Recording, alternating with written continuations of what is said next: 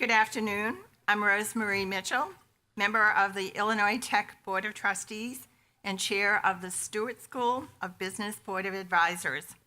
On behalf of the dean, the faculty, and the staff, I extend a warm welcome to all of you who are here today celebrating the accomplishments of our graduates. I would like to take a moment to thank my fellow board members, Patrick Boubon. You can stand. Arlene Harris. And also, I would like to extend a special thank you to our keynote speaker. Thank you, you can sit.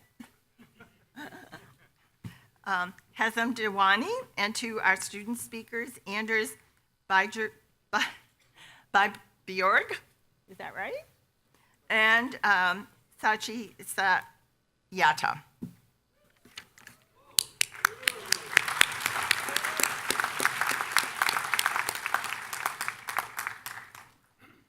To the families and close friends of our graduates, those who have traveled from across the globe to be here today, and those who can't be here in person, but who are celebrating with us from afar, thank you for supporting these remarkable students during their years of study. More importantly, I welcome the students of Stuart School's graduating class of 2017.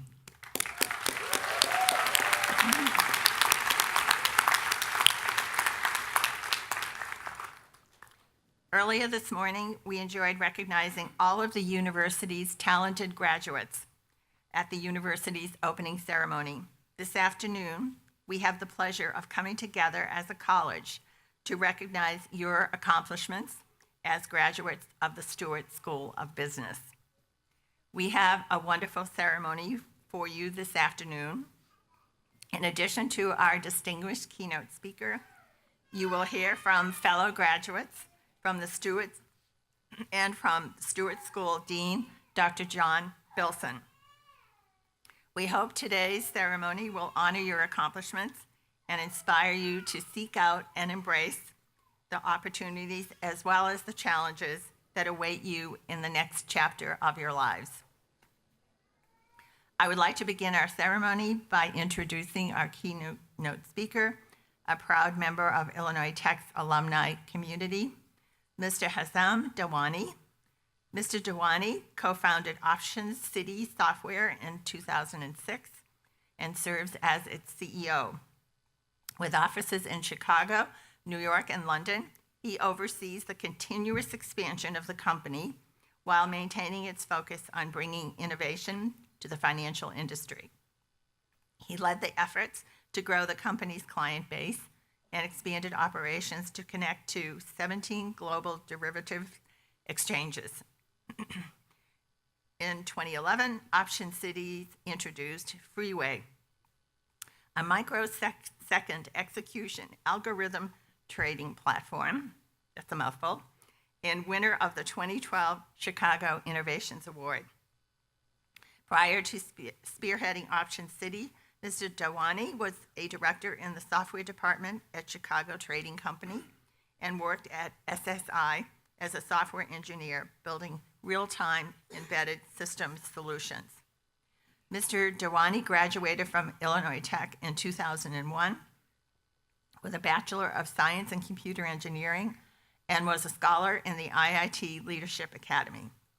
He was awarded the Illinois Institute of Technology's Outstanding Young Alumnus Award in 2013 and serves as a member of the Illinois Tech Stuart School of Business Board of Advisors.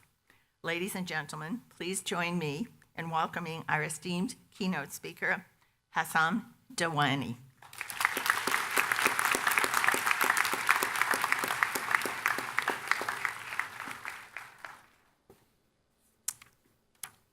Thank you. Chair Mitchell, Dean Bilson, university leadership, faculty, staff, parents, friends, and the 2017 class of Illinois Tech Stuart School of Business. Thank you for inviting me to celebrate with you today. I'm honored to be here for this ceremony. My one hope today is that I can be the source of some inspiration as you commence on the next chapter of your life. Thank you for inviting me and actually wanting to hear my story. As I go on, and I'll do my best not to bore you, I'm going to point out a few lessons that I learned along the years, and hopefully I can benefit some of you. I was in your shoes 16 years ago, and looking back at it, it was a fun and exciting time. There's a lot of excitement that comes with change, the little mystery around it, and the feeling of a new experience that is about to come. I know this feeling well, as I have gone through it several times in my life. I'm actually at a new phase right now. Last month, I just became a dad, which has been a tremendous experience.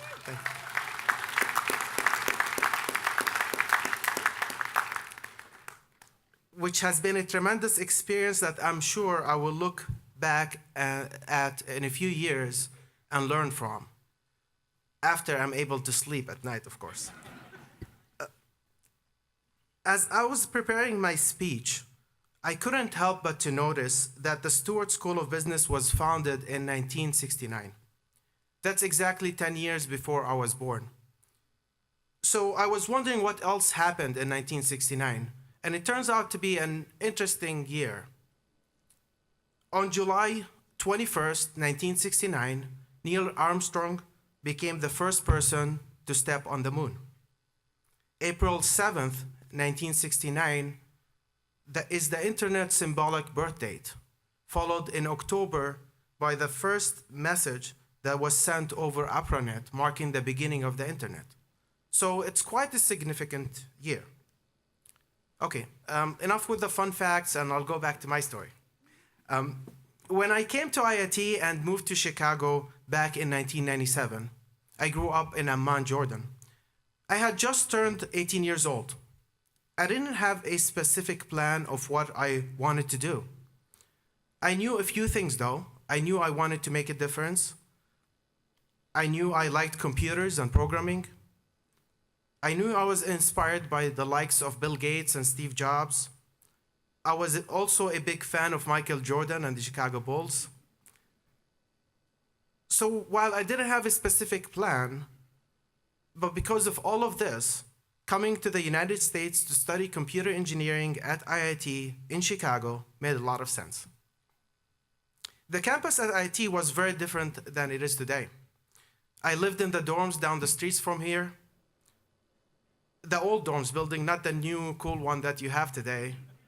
A lot of the nice buildings you see on campus weren't here. It was a lot of grass. And we had the projects down the street as well, so it was kind of dangerous. They told us not to leave campus. It was still a great experience. We couldn't travel outside of the campus much, so we ended up spending a lot of time with other students on campus. In addition to the great education and strong foundation I received at IIT, one of the most valuable things I gained were the relationships I built. These relationships turned out to be key in helping me succeed and achieve my goals in the years to come. I will give you a couple of examples of how these relationships have played a big role in my career in the last 16 years. After graduating IIT in May of 2001, the .NET bubble already burst, and the overall economy was already starting to see the effects. At the time, I was still able to get a job at a small consulting company in the suburbs of Chicago as a software engineer. They were very accommodating by applying to my H-1B work visa. And then a few months afterwards, they offered to apply for my green card. However, September 11th happened, and all the businesses started feeling the effects on the economy. Their largest customer at the time was Motorola, and Motorola canceled all their contractors, including my employer. A few months later, as the company continued to lose other customers, and exactly 1 year into my tenure with the company, they laid off 90% of the employees, including myself. It was a scary time. Since I was still on my H-1B visa, I had 1 month to either find a job or leave the country. It wasn't the end of the world, but I wanted to stay a little longer. I was starting to really like living in Chicago. So I started reaching out to everyone I know for advice. One of the people I reached out to was the head of the Leadership Academy and Research Center here at IIT. He suggested that he has a development need for a survey system that I should take a look at. After learning more about the project, I was intrigued that I could do it. So I thought about it, and I decided to take back this project to my employer and offer them to hire me back.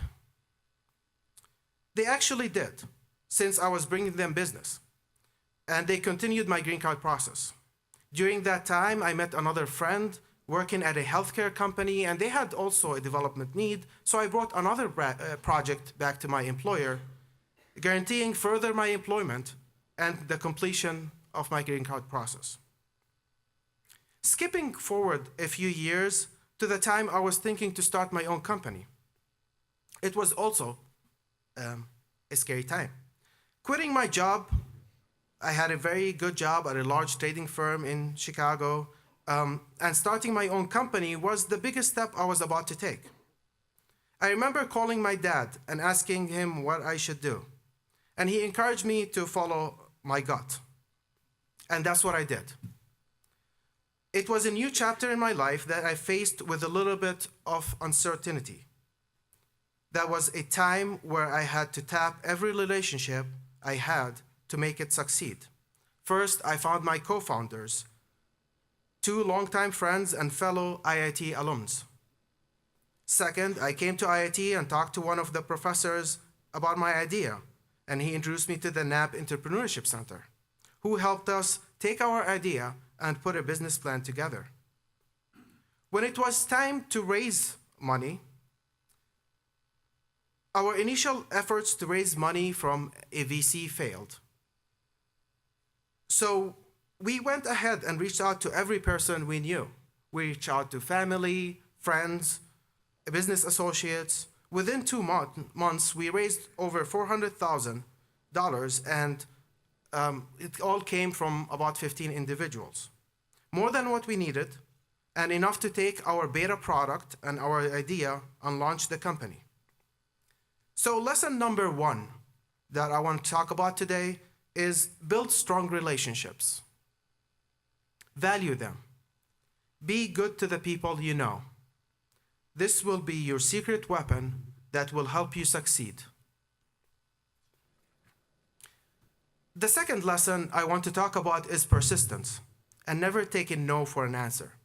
I have come to terms a while ago that nothing in life goes as planned. Just have to accept it.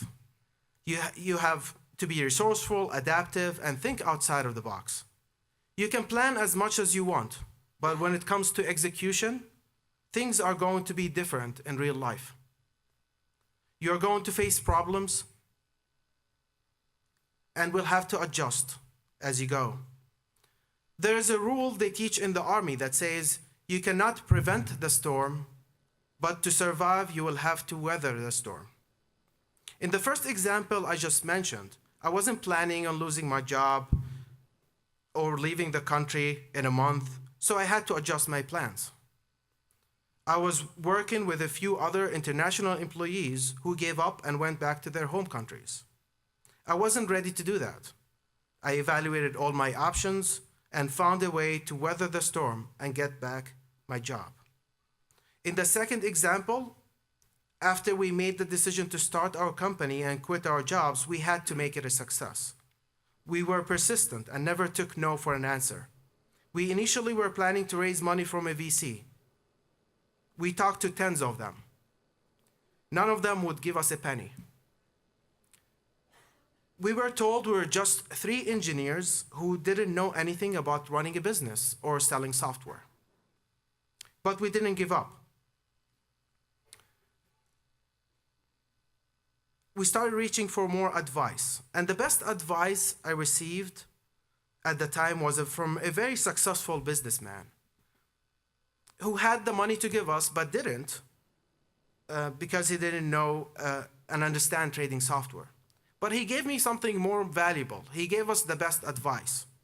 He said, you just need to adjust your plans. Instead of going the VC route, why don't you go talk to your friends, family, people you know, and raise a smaller amount of money, enough to take you to the next phase. And that's exactly what we did. And that one advice was the difference between success and failure. So persistence and not giving up paid off. The last and third lesson I'm going to talk about today is making sure you do something you love. When you have fun and enjoy your job, you're going to become really good at it. Never waste your energy or time on work you don't enjoy. Of course, sometimes you're forced to do it for a little while, but ultimately, in order for you to be really successful, you have to find work that you love. You're going to have to work hard, put a lot of hours, and you will face challenges and difficult times. So doing something you love makes a big difference. Looking back at it, I actually enjoyed my time at every job I had, whether it was my first job out of college building software for embedded systems, or my second job building electronic trading software, or when it came to starting my own company. We faced a lot of challenges doing that. Taking a company from 3 founders to 55 plus employees with an international operation took a lot of hard work and long nights. We faced challenges at every corner. Sometimes they tell you it gets easier with time. It never does. You just face different types of challenges over time. We had to, and we still put everything we got to make it happen. That would not have been possible if we didn't love what we do.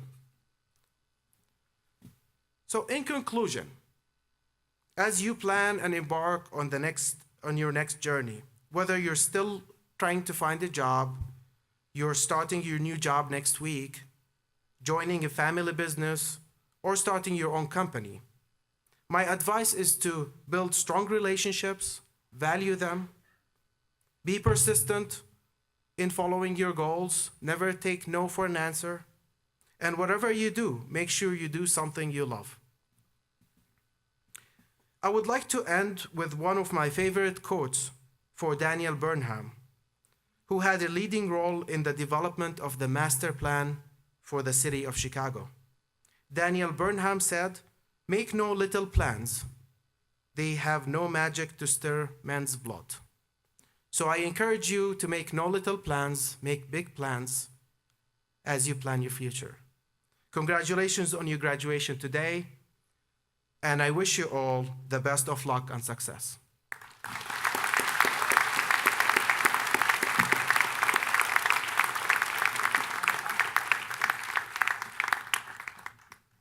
I'd like to invite, oh, you're here already, Dean Belson to the podium to present you Hazim with a token of our gratitude and engraved crystal vase commemorating this occasion.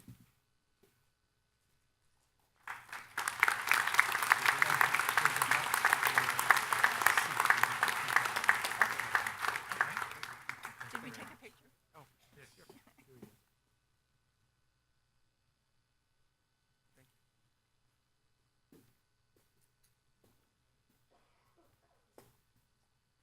Thank you again, Hazam, for your inspirational remarks. At this time, I would like to introduce our undergraduate student commencement speaker, Anders Bybjorg.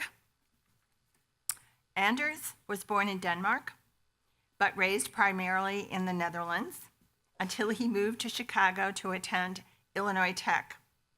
Anders participated in the International Baccalaureate program in high school before enrolling in the Stuart Bachelor of Science in Business Administration program. Anders opted to enter a co-terminal program which allowed him to simultaneously earn a Master of Science in Finance.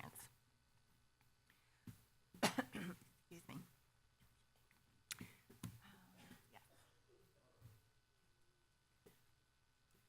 Sorry.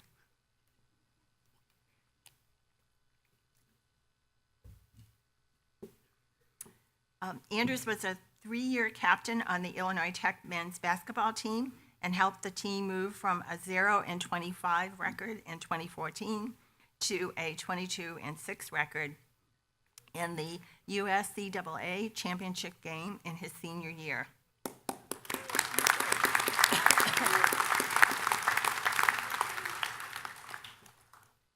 During his time at Illinois Tech, he worked as an intramural and recreation student employee, tutored at the Academic Resource Center, and served as a teaching assistant for various undergraduate and graduate courses. In addition, Anders is a member of the Global Business Honor Society, Beta Gamma Sigma. It is my pleasure to welcome Anders Vibjorg to the podium.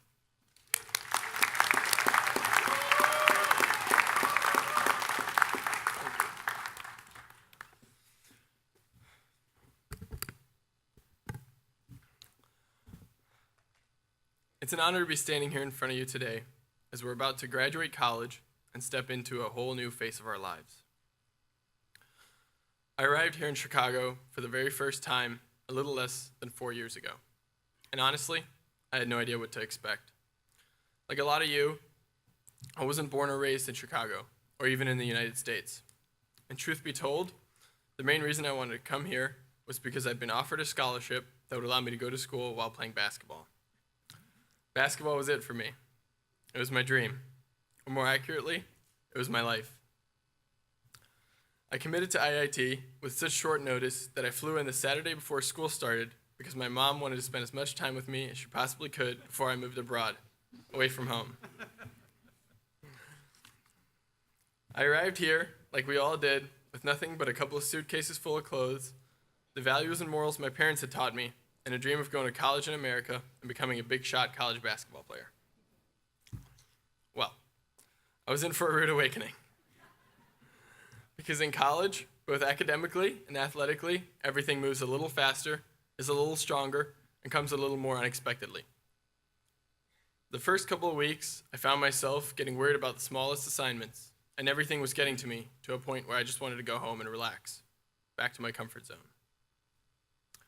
But instead, I entered this process of maturing that all of us have gone through for the past 4 years. I started to realize what mattered to me in life, and more importantly, I was able to phase out the things I didn't really care about. For once, I was able to make my own decisions, completely by myself, yet I was surrounded by all these people going through the exact same thing, all of you. As the semesters went by, I started to take different business courses, and I initially found myself getting really excited about entrepreneurship and this notion that I could wake up one morning, have an idea, go to class, find other people who wanted to work with me on this, and then within a matter of a day or a week, we could start a business. Everything seemed possible, and it was a whole new world out there for me. I did have a small venture of trying to start a social networking app with a buddy of mine, but as you can probably tell by the fact that I'm standing here as a graduate, not a millionaire, didn't exactly work out. But the point is, we learned, we moved on from it, we took more classes, and we learned what our mistakes were. A year into my degree, I began taking Twombly's accounting courses, and as all of you know, consumes most of your time, and in return, well, you get a pretty terrible grade. During that time, however, I gained an affection for numbers and for finance and began taking graduate level courses so that I could also get my master's in finance from IIT. This combination of being challenged and struggling with something is what makes it fun to succeed. All of us have been challenged at one point or another during our time here at Stuart. And you'll probably agree with me that today, when you stand here looking back, those times when things weren't easy are the memories that define your time here. You may not feel that you're quite ready to start your career and enter the real world. Or You may feel that you've been ready for years and you can't wait. Whatever the case, it's important to know that for the past years, you've gone through a process, both in and out of the classroom, that's provided you with the tools to withstand adversity and to make something great of your life. With your degree from the business school of one of the finest technical institutions in the country, you're not limited to a career in business.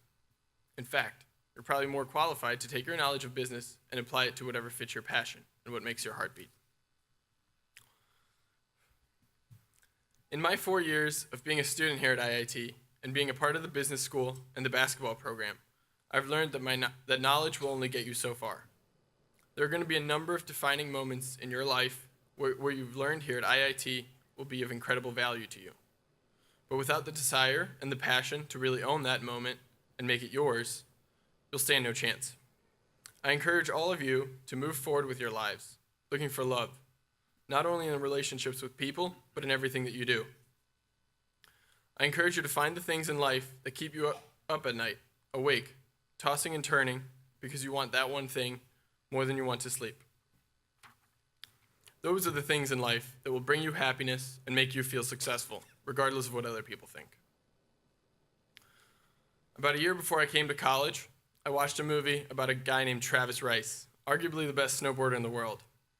In the opening scene, he was jumping out of a helicopter onto one of the biggest mountains in the world and riding down the side of it.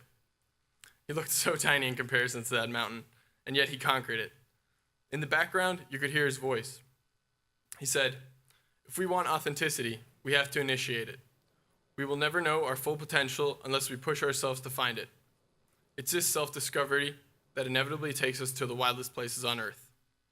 So I ask of you, wherever you go in life, pursue your passion relentlessly, without fear of failure, and push yourself to find your full potential. Thank you.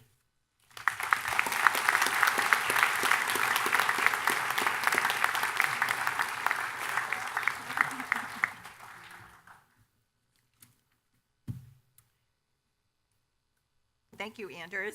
And before you take your seat, I would like to invite Dean Bilson to the podium. He's already here. To present you with a token of our gratitude, a crystal plaque commemorating your selection as a 2017 Student Commencement Speaker.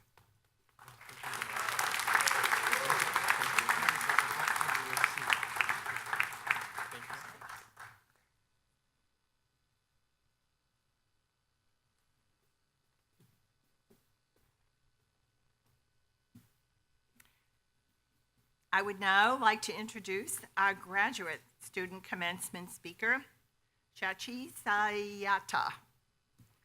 Shachi grew up in Mumbai, India with her parents, who are both entrepreneurs. She attributes her achievements to their example and the lasting impact their example had on her. While at Stuart, Shachi served as an analyst for the student-run investment club, Student Investments.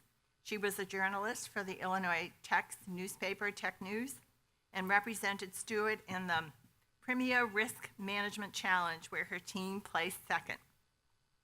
She participated in the Global Leadership Experience, a leadership development workshop set up in association with British Petroleum Group and the University of Chicago.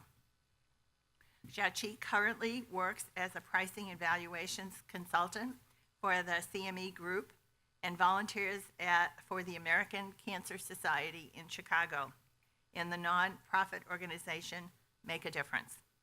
She was also involved in ASEC, an international student organization, where she organized an event for 350 underprivileged children in Mumbai.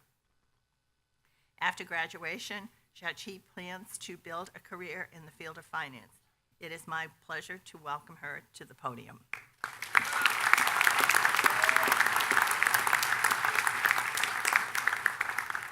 Wow, he's tall.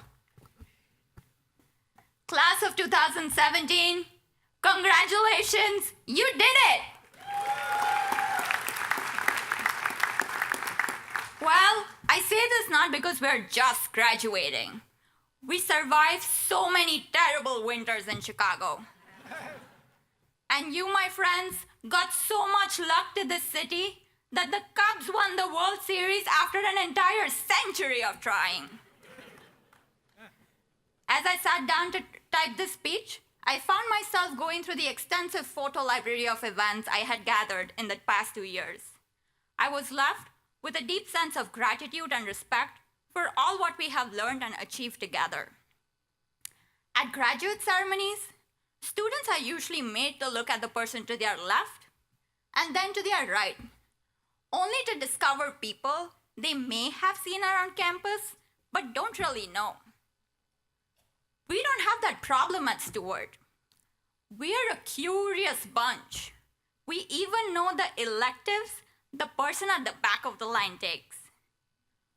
What's their favorite bar in the city? What's their relationship status? One of Illinois Tech's core principles is commitment to diversity and excellence. During the 2 years that I spent here, I found myself relate to this principle the most. Illinois Tech taught me to work with people very different than me and foster a strong learning curve for myself. What makes us different and diverse is our strength. Today, as a graduate of business school, I not only have the core skills I need in my career, but I can very confidently say that I can identify the best guacamole and taco restaurant in Chicago. I can find the best dumplings and bubble tea in Chinatown. And I can even find vegetarian food at a Korean barbecue. This would have not been possible without you, my friends. Thank you so much for teaching me and keeping it so interesting.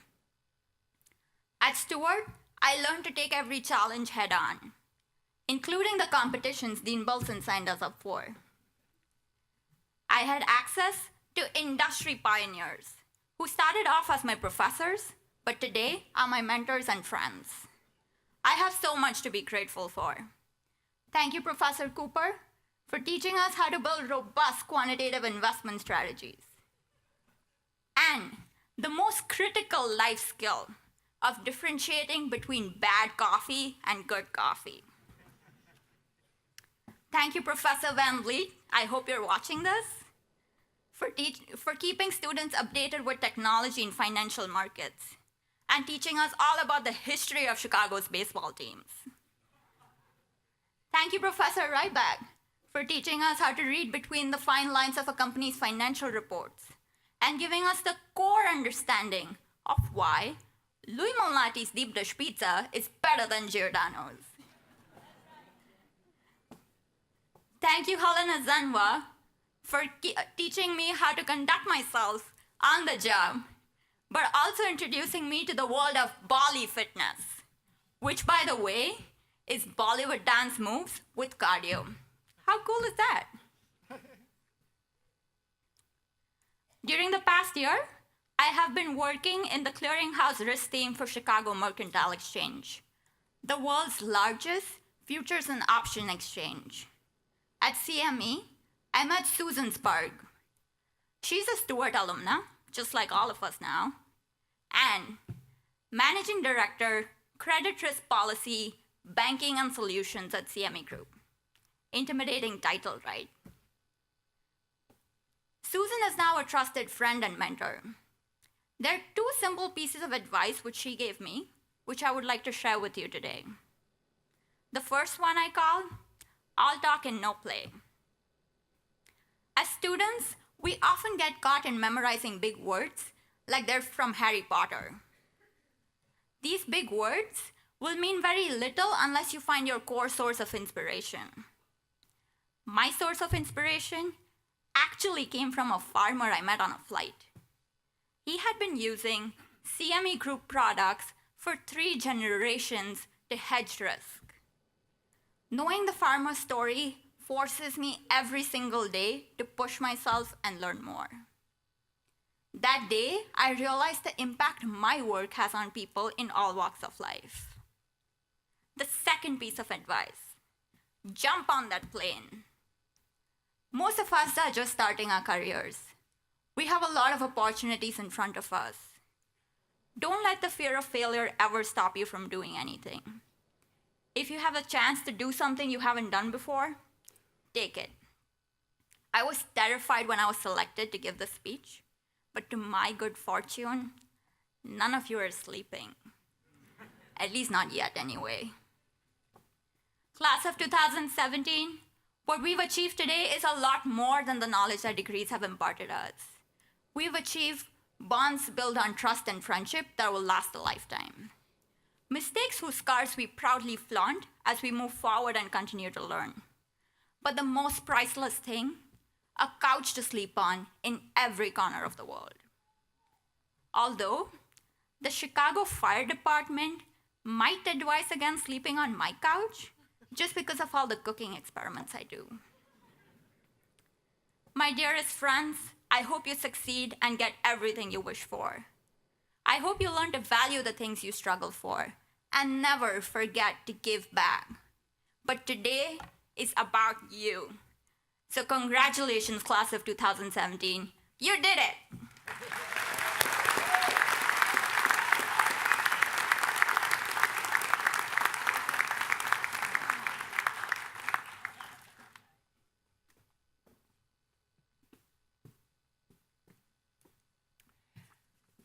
Thank you for waiting. Dean Bilson, would you come to the podium? We'd like to present you with a crystal plaque commemorating your selection as a 2017 Commencement speaker. Thank you.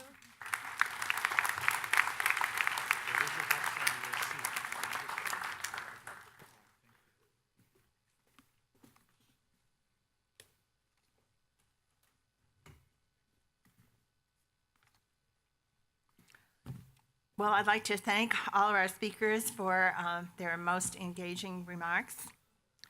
It is now time to recognize each of our graduates for the completion of their degrees and to present them with their diplomas. Before we begin the ceremony, I want to recognize the graduates wearing the blue and gold stoles and honor cords today. If you would all stand up. These students are members of the Global Honor Society Beta Gamma Sigma, and they represent the top academic achievers in the class of 2017. Congratulations on your achievements.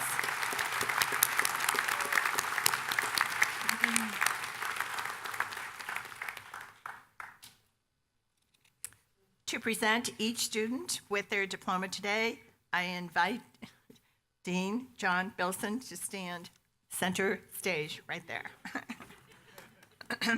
I also invite Program Director Dr. Siva Balasubramanian to stand and congratulate the Doctor of Philosophy in Management Science graduates, and invite Dean Wesleyan Ashton to the side podium.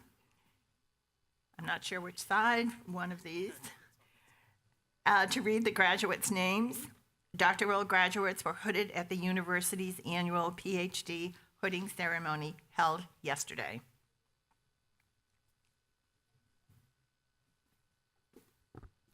I now invite the graduates to come forward to be recognized. First, the Doctor of Philosophy in Management Science graduates.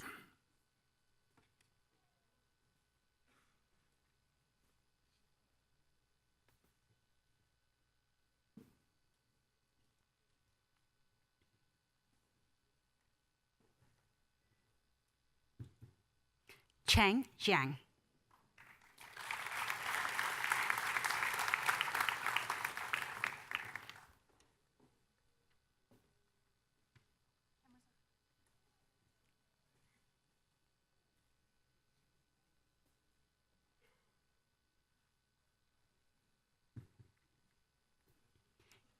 Chia Hang Li.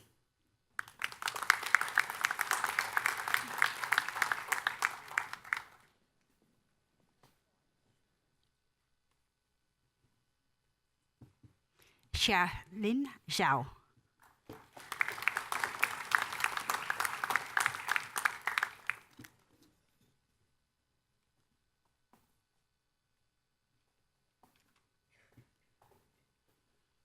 I invite Associate Dean and Program Director, Dr. Krishna Iramili, to stand and congratulate the Master of Business Administration graduates as they receive their diplomas. Akil Chaudhary.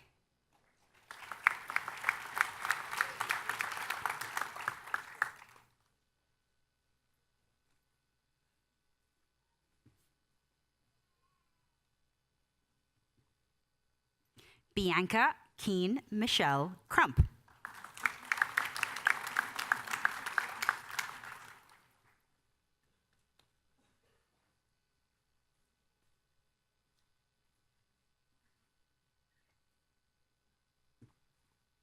Natalie M.Z. Egan.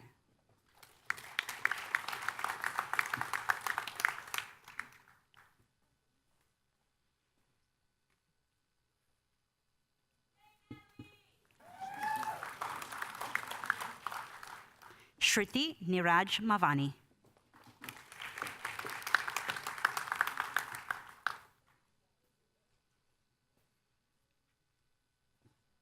Jostna Nath.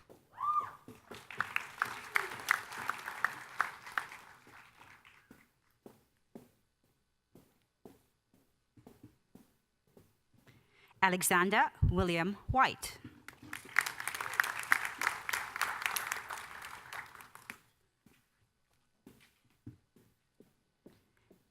Alban A. Zeka.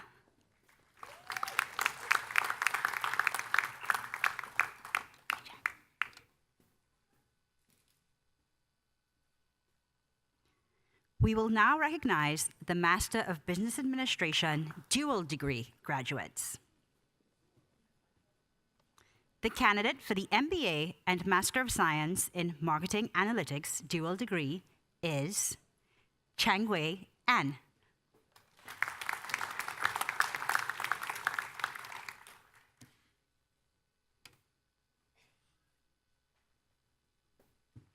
The candidate for the MBA and Master of Science in Sustainability Management dual degree is Megan E. McKittrick.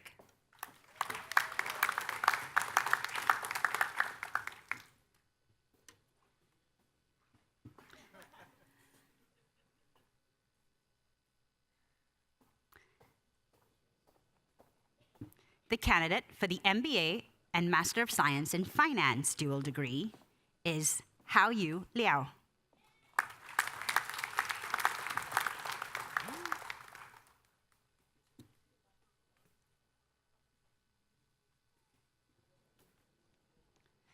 I now invite Program Director Dr. Roland Kalia to stand and congratulate the Master of Science in Environmental Management and Sustainability graduates as they receive their diplomas.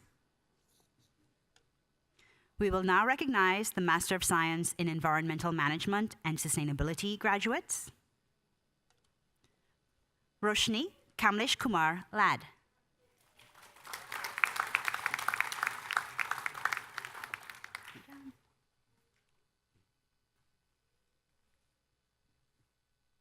John Charles Lurzak.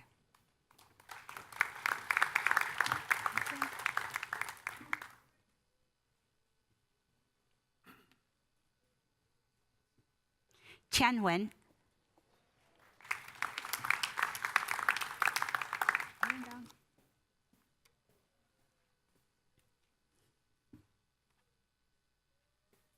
We will now recognize the Master of Science in Sustainability Management graduates.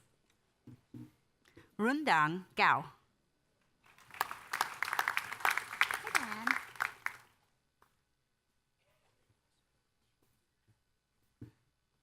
Diane Mary Jennings.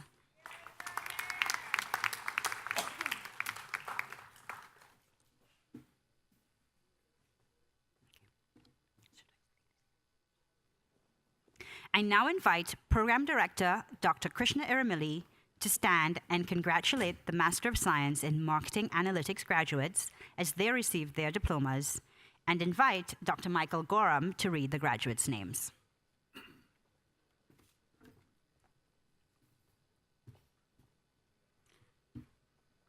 Yuing Chen Bai.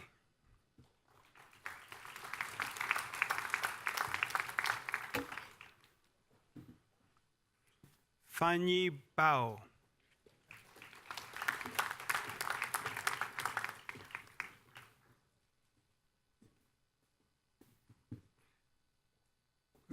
Boran Chen.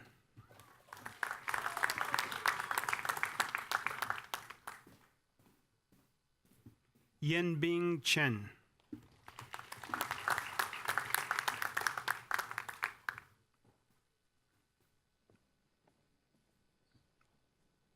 Titi Gandhi.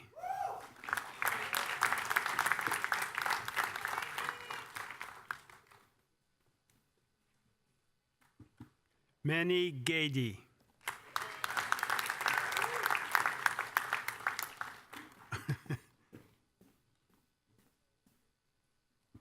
Mahak Gill.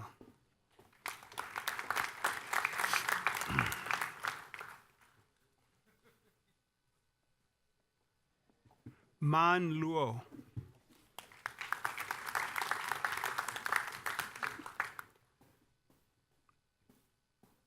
Man Luo 2.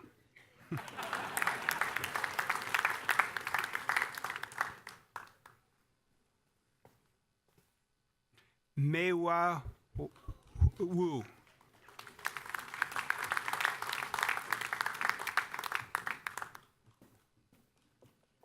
Winjun Yu.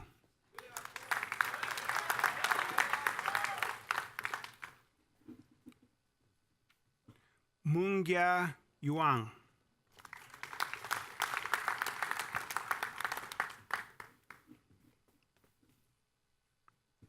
Yichu Yu. Chu. Sorry.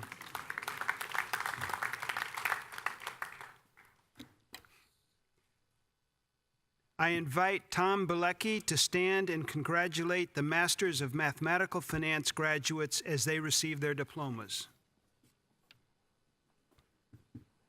Dugian Chen.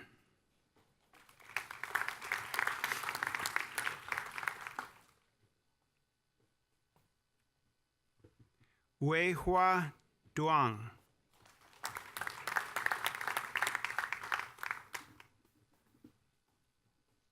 Xinyi Zhang.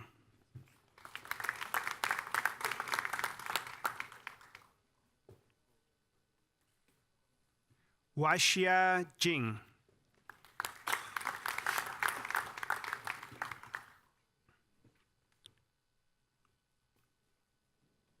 Chunrong Li.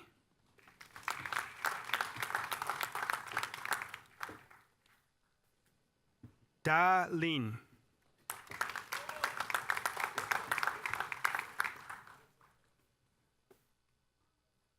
Chachi Lu.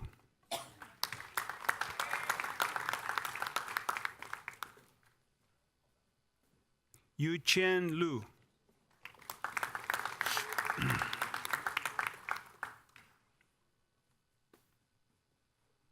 Yi Chen.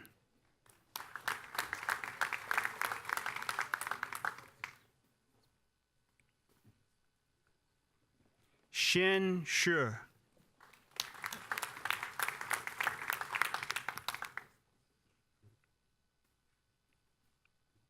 Minjing Song.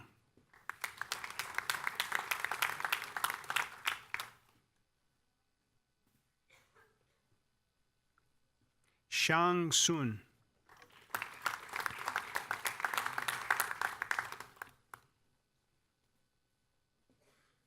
Che Wang.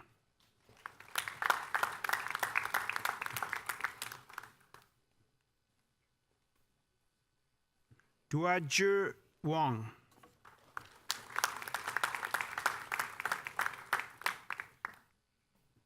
Hua Yang.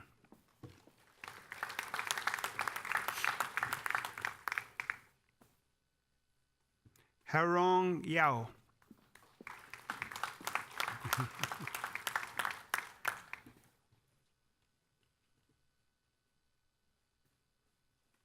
Chiang Yan.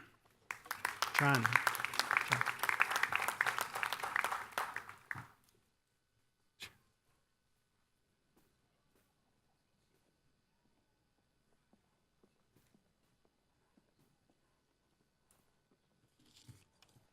I invite Dr. Rick Cooper to read the names of the Master of Science in Finance graduates as they receive their diplomas.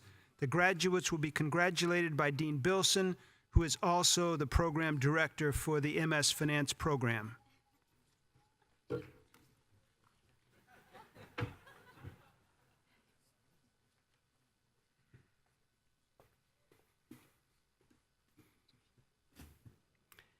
Sachi Gansham Sayara.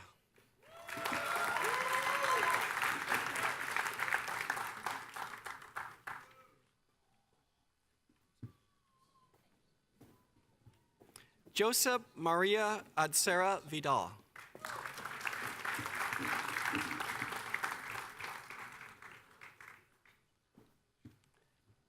Dennis Anand.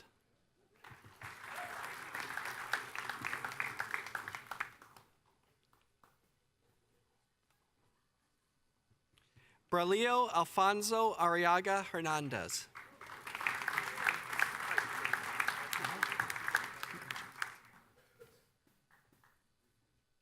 Rochen Tsai.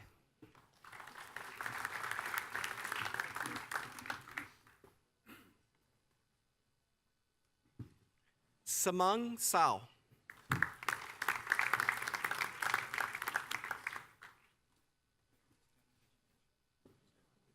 Weifeng Sao.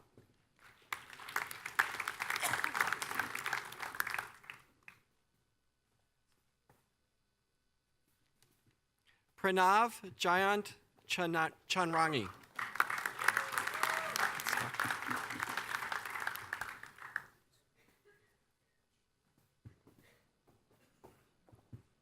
Chesta Chauhan.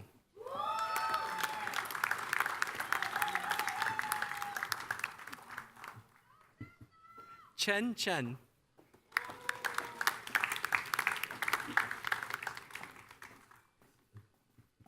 Huiting Chen.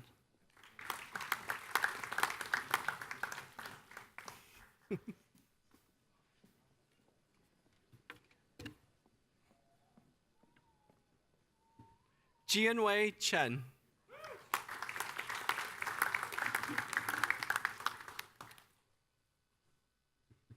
Lu Xiao Chen.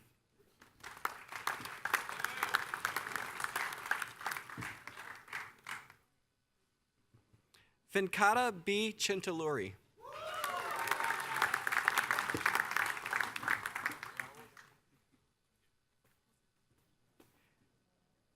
Xiao Shuang Chui.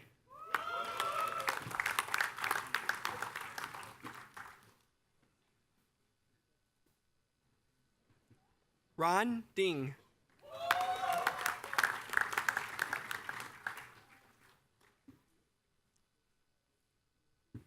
Boyang Fang.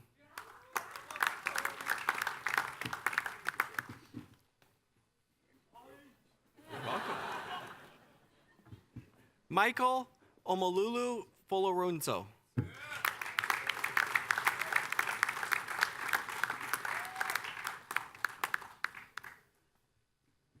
Harshini Gadam.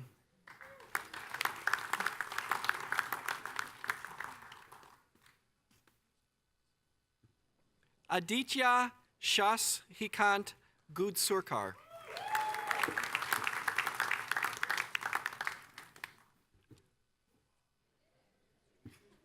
Rui Guo.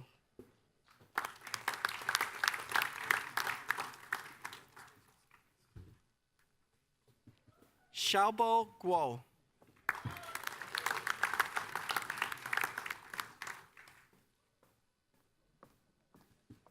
Leiming Han.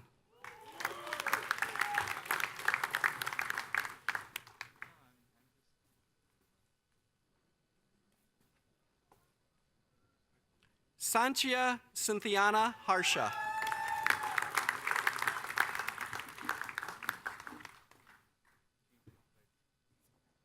Di Wang.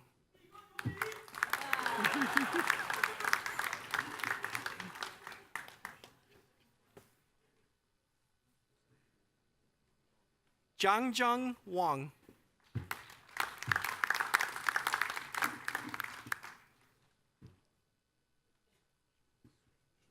Jian Jiang.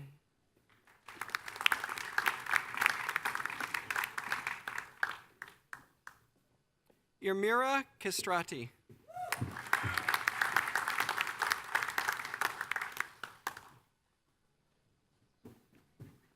Naina Kana.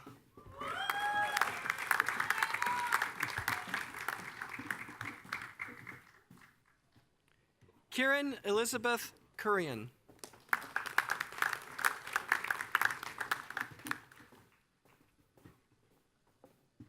Bo Lee.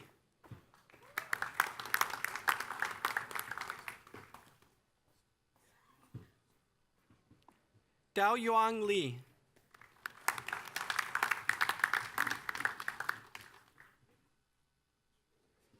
Chijia Lee.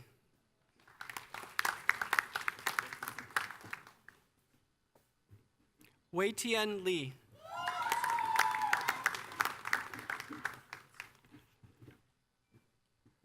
Yu Lee.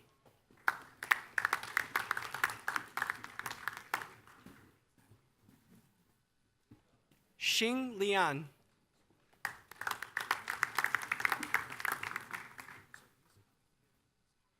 Lian.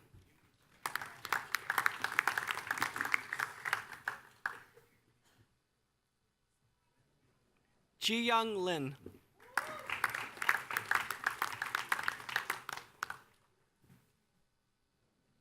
Yongha Liu.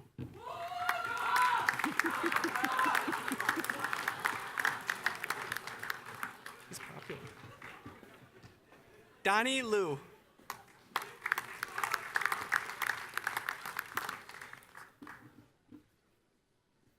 Joey Liu.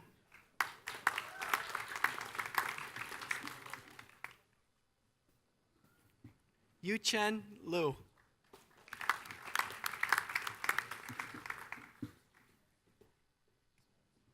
Swathi Kiran Mandala.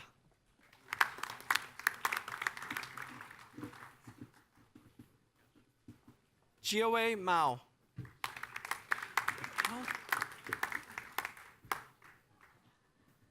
Donald W. McLeod.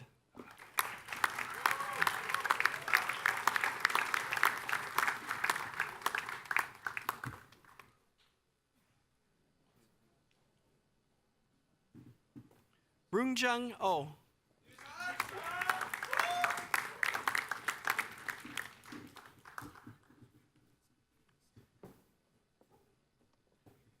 Prabhanjan Kumar Rothu.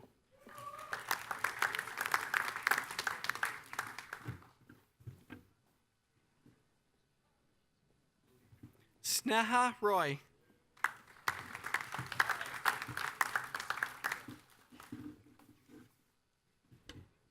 Stephen Xavier Sala.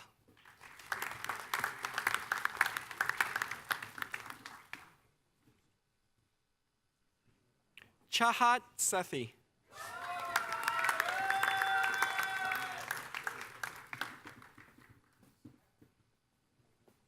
Seshadri Varun Shrivats.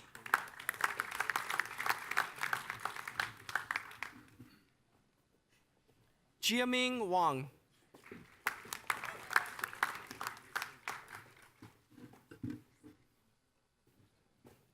Kapil Y. Wankheda.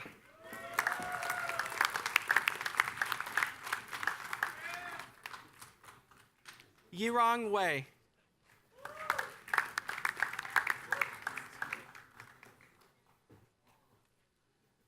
Sichuan Wei.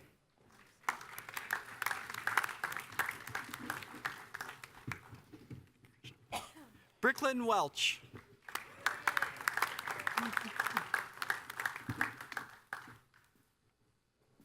Wenhao Wu.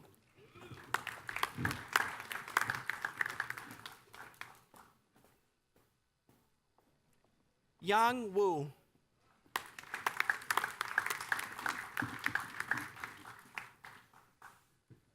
Lu Shu.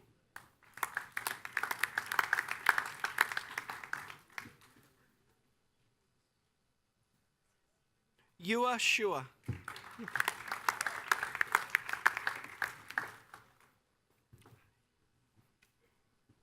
Bingjia Yang.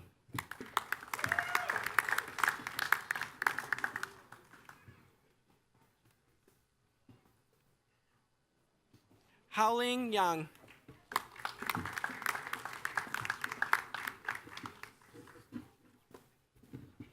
Yitao Yang.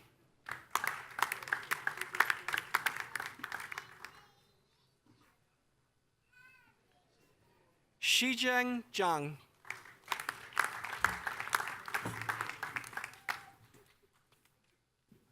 Xiaowei Zhang.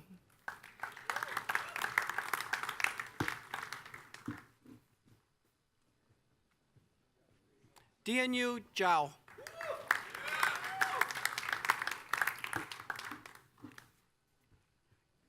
Chiang Zhou.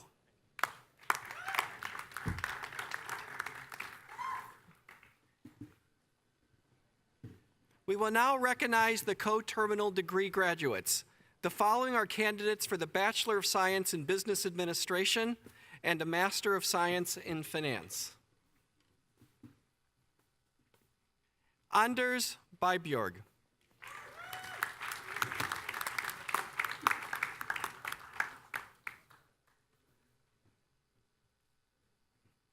Lumen Chen.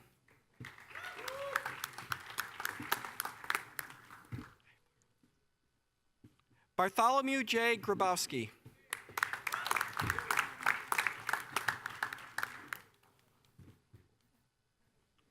Jessica Lara.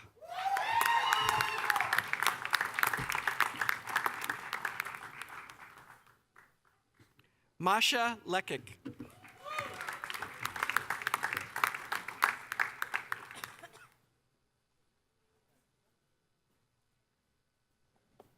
Yungyua Liu.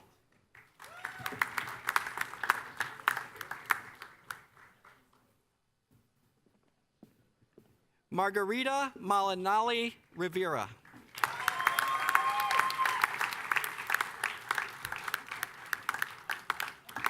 Samuel T. Smith.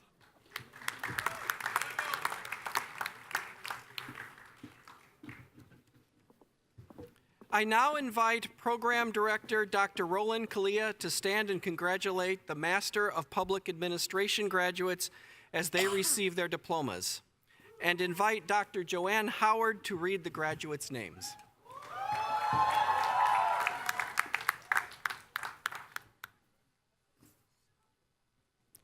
Weijin Kai.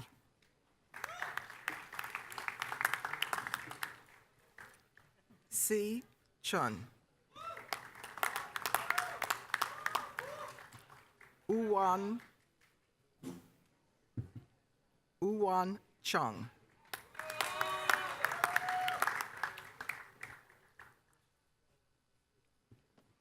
Rebecca Conant.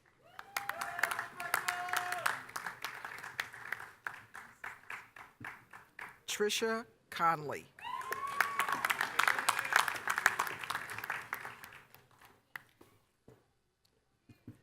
Louis Lawrence Courts.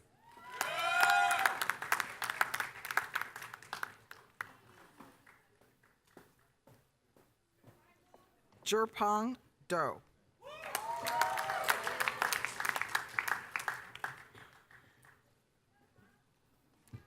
Sabrina Fesco.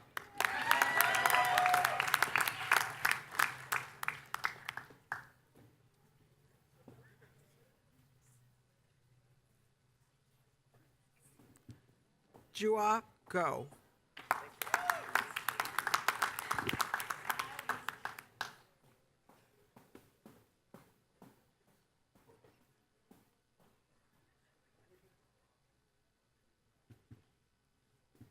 Tringa Gashi.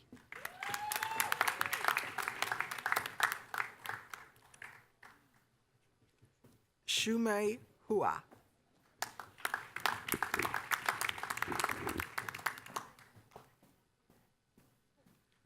Shuyang Giang.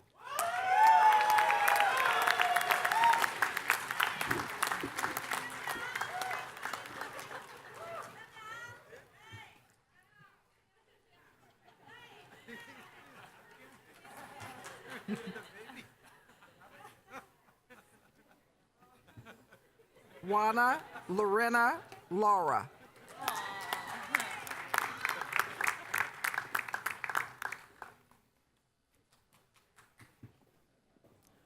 Rainor Koteshi.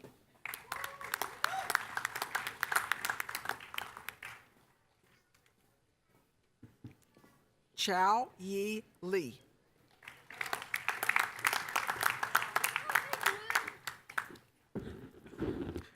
Winting Lee.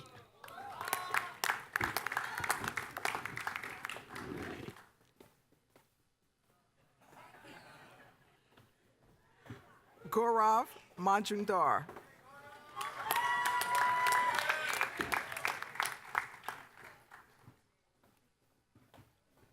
Shravani Uyashi Mishra.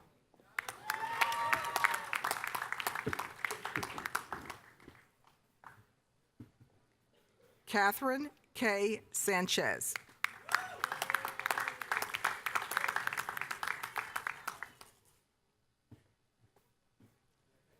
Yadan Sun.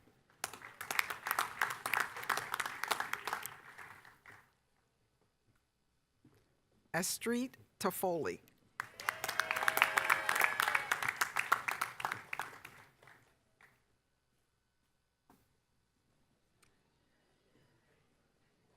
Yia Tien.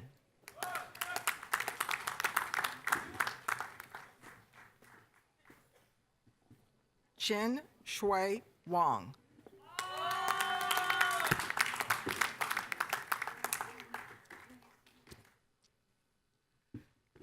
Chung Ming Shu.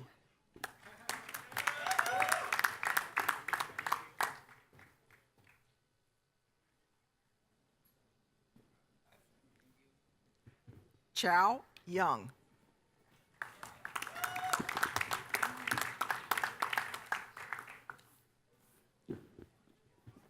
Sun Tien Chan.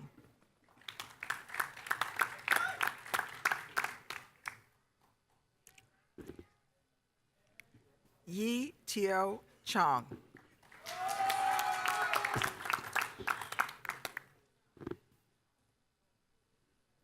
Yun Chang.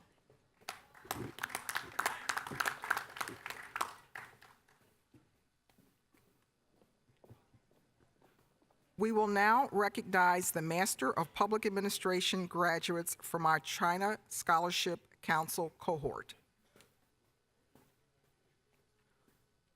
Yuacheng Du.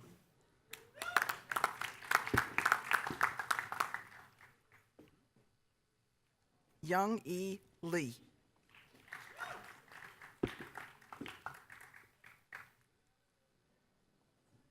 Hung Lia.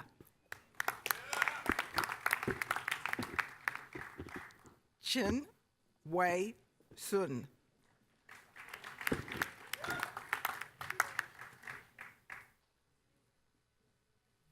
Shui Wang.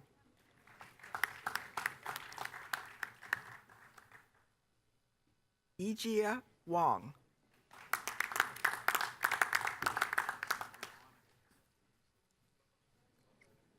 J. Hua Wang.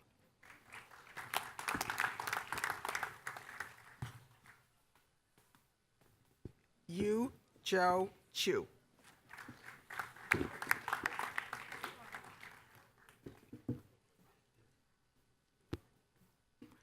I invite Program Director Dr. John Tromley to stand and congratulate the Bachelor of Science in Business Administration graduates as they receive their diplomas, and invite faculty member Nick Rokop to read the graduates' names.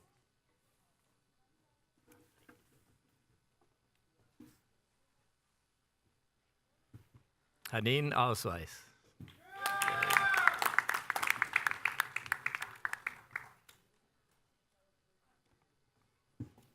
Jose Ballesteros.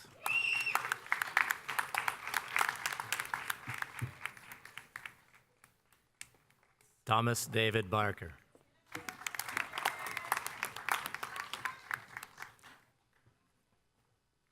Ziggy Bobak.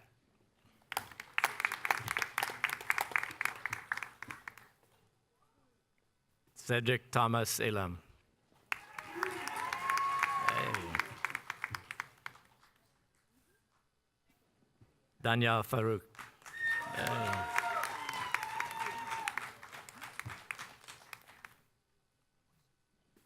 Emma R. Gariani. Hey.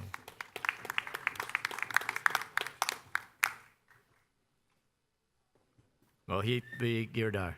Hey.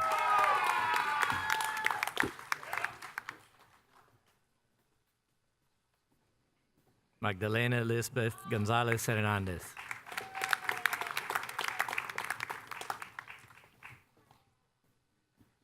William J. Gordon.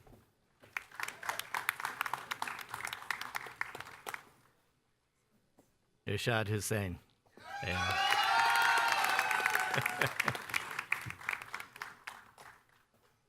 Liviu Ionescu.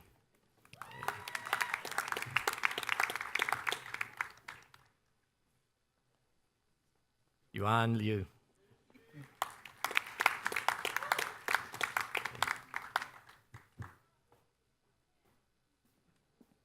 Philip Ordias.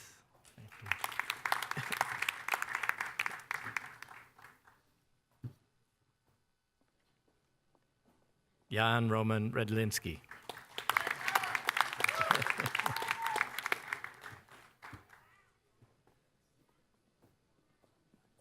Scott M. Reardon.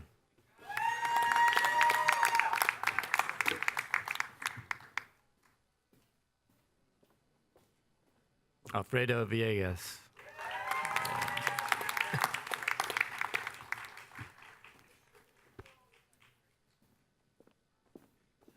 An Wu.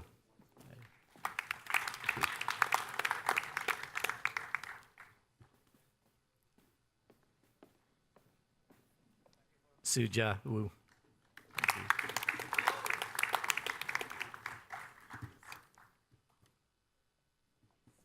Jinglin Jiang.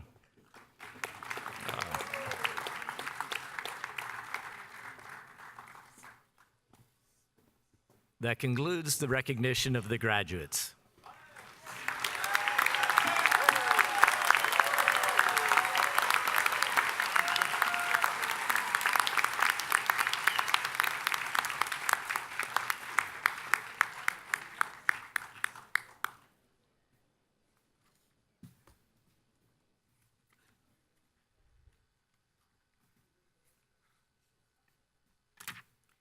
I'd ask you to join me in a round of applause for the graduates, but I think we might have done it already.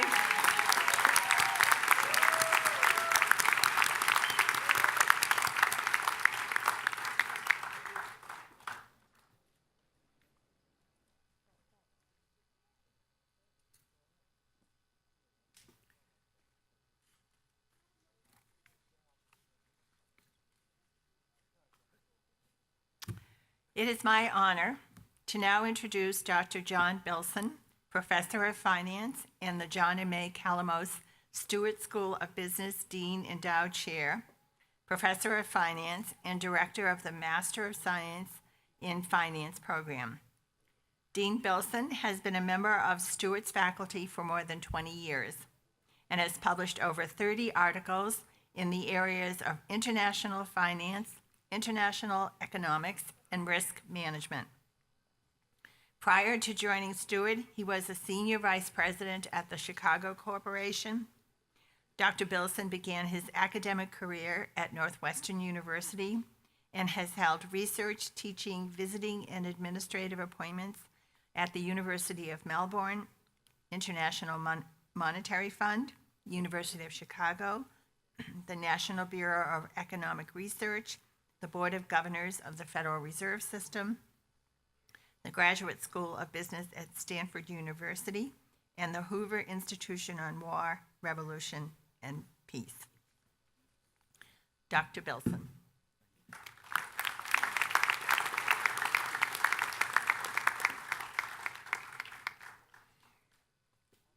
Thank you, Rosemary. I think I'm just going to wait just a few moments for some of our graduating students to get back to their seats. Keep going, we're fine. I was going to say something. I'll say it anyway.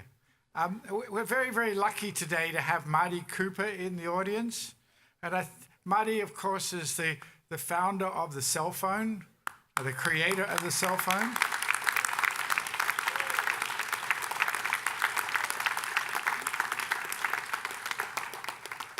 And when I was listening to today's speakers, it was almost like we were listening to snapshots out of Marty's life, of the young undergraduate to the graduate student to the young entrepreneur. And we really hope that the lives that we've learned about today will continue to be as successful as Marty has been in his long and distinguished career. Anyway, as Dean of the Stuart School of Business at the Illinois Institute of Technology, I recognize you have fulfilled all of the requirements in your respective field of study. You may now switch the tassel of your graduation cap from right to left, which is the way we signify that you have graduated.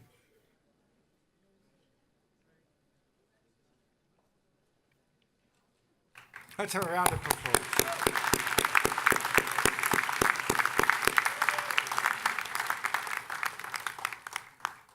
As I commend the class of 2017, I would like to join Board Chair Rosemary Mitchell in offering equal praise to your family and friends for the sacrifices that they have made and for the confidence, love, and support that they have shown you.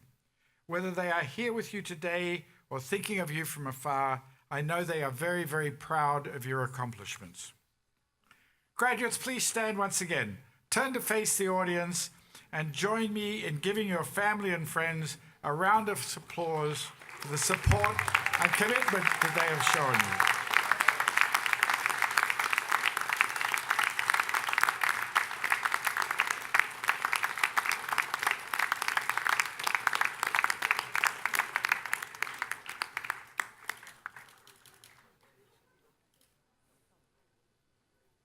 you. Okay, that's enough. Please be seated.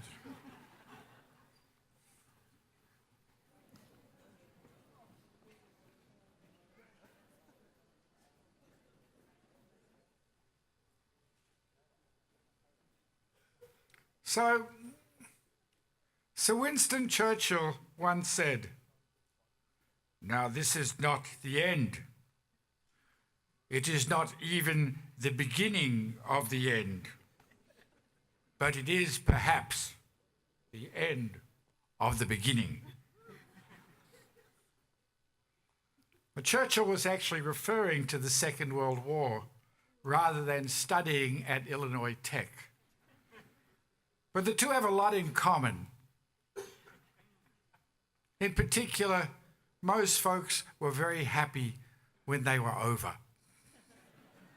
I think that applies to both the Second World War and graduate or undergraduate study. Commencement can also be interpreted as a beginning or an end. If we talk about the commencement of hostilities, we are saying that hostilities have begun. But when we talk about a commencement ceremony, we're talking about the conferring of a degree at the end of a period of study. And that's how it should be, because a commencement ceremony is a celebration of an end and a celebration of a beginning. What I would like to briefly address to you today is some of the features of your study at Illinois Tech and some of the challenges that you may face at the beginning of your adult life. First of all, you have the right to be proud of your association with this great university. We are a small university, but we're associated with some of the most important technological advances of the past century. Magnetic tape allowed information to be transmitted electronically. It was invented at this university. I just referred to cell phones, which allowed personal communication without ties to a landline. It was invented at this university. Both of these inventions, which have transformed our modern world, were created here. Illinois Tech is also known as the birthplace of modern architecture.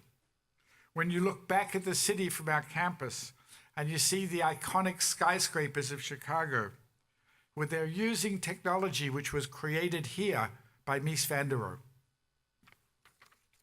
The spirit of innovation continues today. Our commencement speaker, Hazan Dawani, developed a trading platform that is the most popular program for trading options on futures contracts. He joins a long list of Illinois Tech alums who have transformed Chicago's markets from pits to bits, to use the phrase created by our colleague Michael Gorham.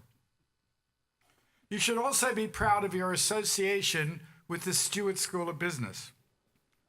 The Stuart School is named after Harold Stuart, who created the Halsey Stuart Investment Bank that was responsible for financing many of the innovative businesses that were started in Chicago in the last century. Samuel Insull, who started his business life as Thomas Edison's personal secretary, came to Illinois and created what is now known as Commonwealth Edison. Commonwealth Edison was in the business of producing electricity. Most houses used candles or lamps for light and didn't really understand what electricity was for. So Samuel Insull was speaking with Harold Stuart, and he said, we need to create a demand for electricity. And Harold Stuart said, why don't we create a public transportation system driven by electricity? Okay. They got together and they financed that transportation system, which became what is now known as the CTA. So when you are sitting on the green line going home, or the red line going home tonight, and you're playing on your cell phone, have a thought for IIT. And have a thought for the green line.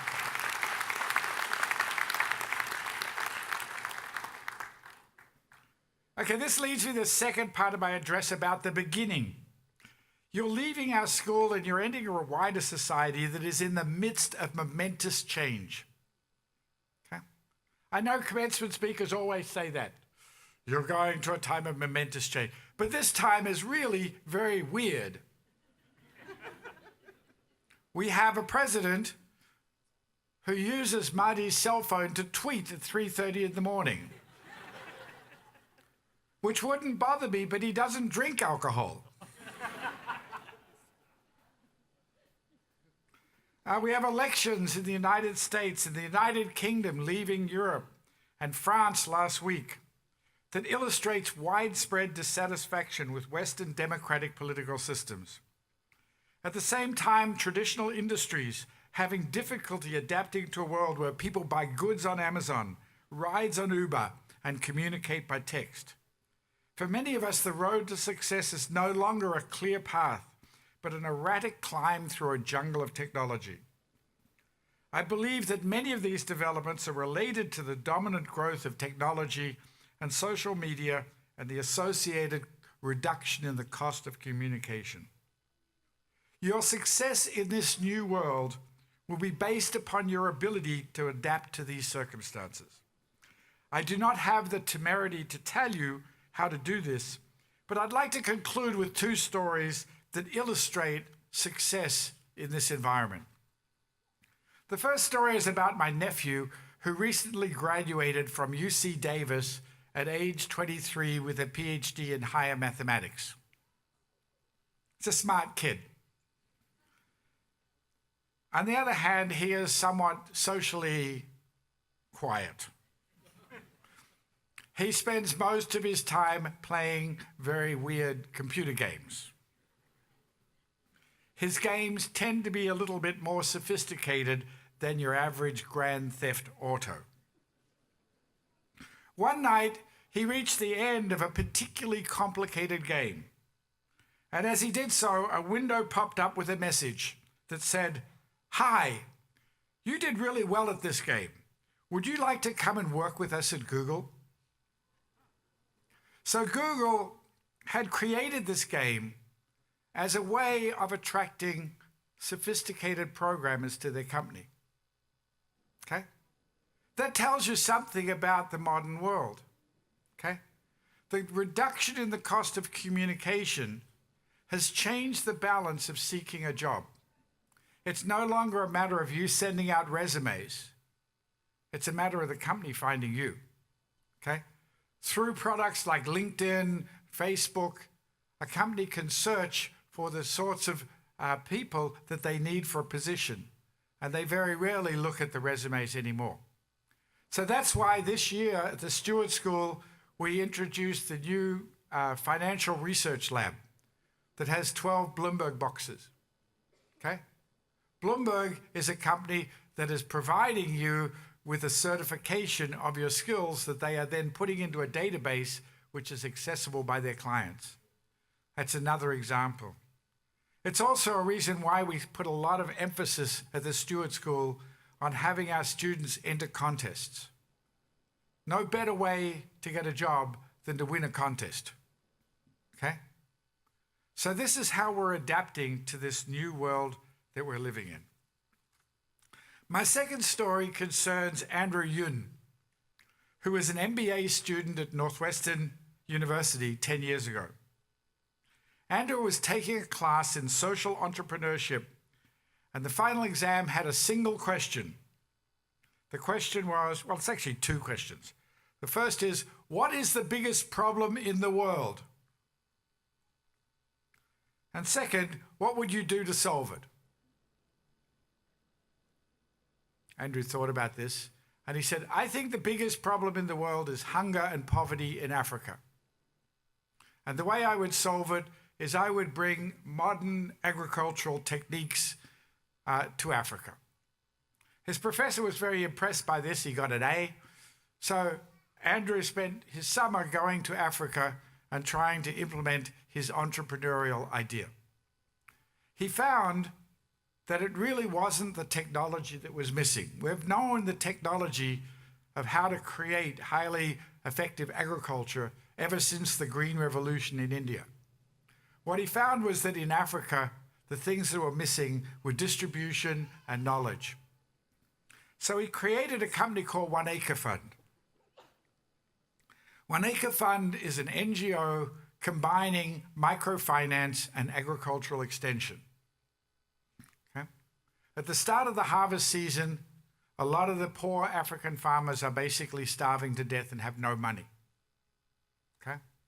So finance comes in here in providing them with the resources at the time that they need it.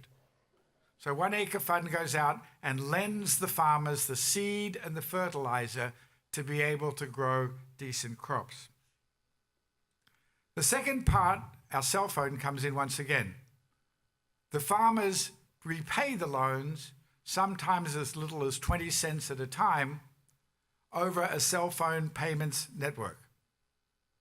I was in Africa last year, and I was astonished that in every small village that I entered, the three main companies were all cell phone companies, and that even the poorest people in Africa now have access to a cell phone. Okay? So One Acre Fund, from that small start 10 years ago, today employs 5,000 people in Africa. It's serving 450,000 different farm families. Okay? They are moving up to 1 million within the next year. Okay? My daughter and future son-in-law work for One Acre Fund. One is responsible for interaction with the government, and the other is responsible for the development of the cell phone network. Okay? When I think about, and I'm actually visiting One Acre Fund again next week, when I think about this, I think about all of the aspects of what we teach here that they are actively using in this company.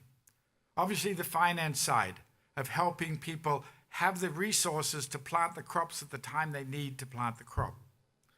There's also marketing. What should we be selling? What sorts of crops? One Acre Fund started out with corn, which is the African staple. They now do beans, they do other vegetables, they do trees, all other stuff. Another element of their organization is sustainability. Okay? In Africa, most of the people light their houses with kerosene. Kerosene is a huge cash drain on their budget. and it's also very bad for their environment. So One Acre Fund went into the business of providing solar lamps, which can light the houses at night, but can also charge the cell phones. Okay?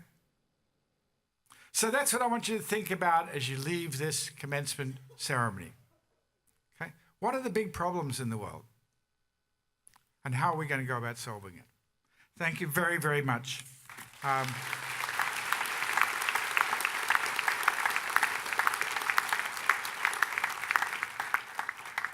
I'd like to thank our speakers today. I'd also thank Rosemary Mitchell and our board members, Assistant Dean Anna Rossetti, and the members of the Stuart Commencement Committee, and all the staff and student volunteers for organizing today's event. Thanks to the entire Stuart School of Business faculty and staff who work tirelessly to help our students succeed academically and professionally. So thanks to everybody on this side of the podium. Okay, thank you.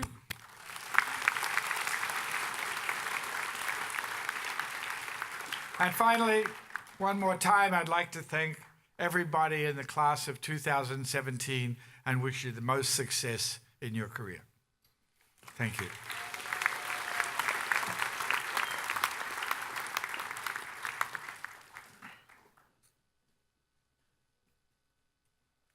If I could please have your attention, which I think I already have, we ask that guests remain in their seats and keep the aisle clear as our stage party and the graduates process out. After the graduates' procession, please join us for a reception with food. Ushers will guide you to the reception area, and we look forward to celebrating with you there. Thank you so much for being here.